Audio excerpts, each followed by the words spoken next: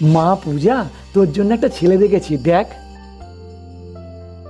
খুব ভালো ছেলে, সরকারি চাকরি করে, বয়সটাও কম। হে, রণবীর কাপুরের মতো দেখতে ছেলে।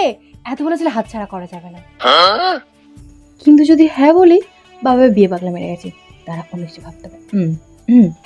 বাবা, আমি এখন বিয়ে করতে পারবো না, আমি এখন পড়াশোনা করতে চাই।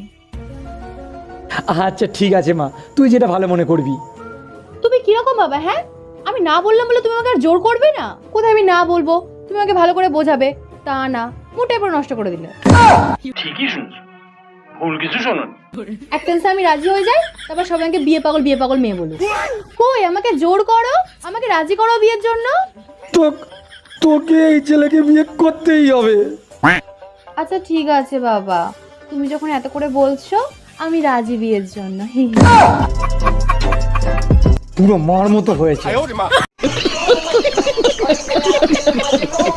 ভাইয়া একটা কথা বলি। জি বলেন। বলতে খুবই লজ্জা লাগছে, আমি একটা সমস্যায় পড়েছি, একটু হেল্প করবেন? ডাক্তার আর ফার্মেসি আলাদের কাছে কখনো লজ্জা পেতে হয় না, বলেন। আমার বয়ফ্রেন্ড ডাক্তার, সে আমাকে একটা লাভ লেটার দিছে, হাতের লেখা কিচ্ছু বুঝি না, যদি একটু পড়ে শোনাতেন। তাও সত্য।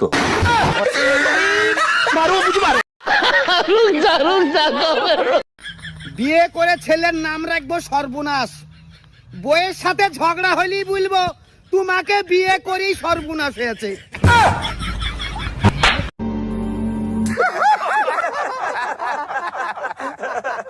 কিরে কালি, কেমন আছিস? দেখ, কালি বলে ডাকলে সোজা ব্লক করে দিব। আচ্ছা, ব্লক করে দিলে ফর্সা হয়ে যাবি? আরে গাধা, ফর্সা তো ফিল্টারে হব। কি আরে বলুন কি? ঠিকই শুনছো, ভুল কিছু শোনো।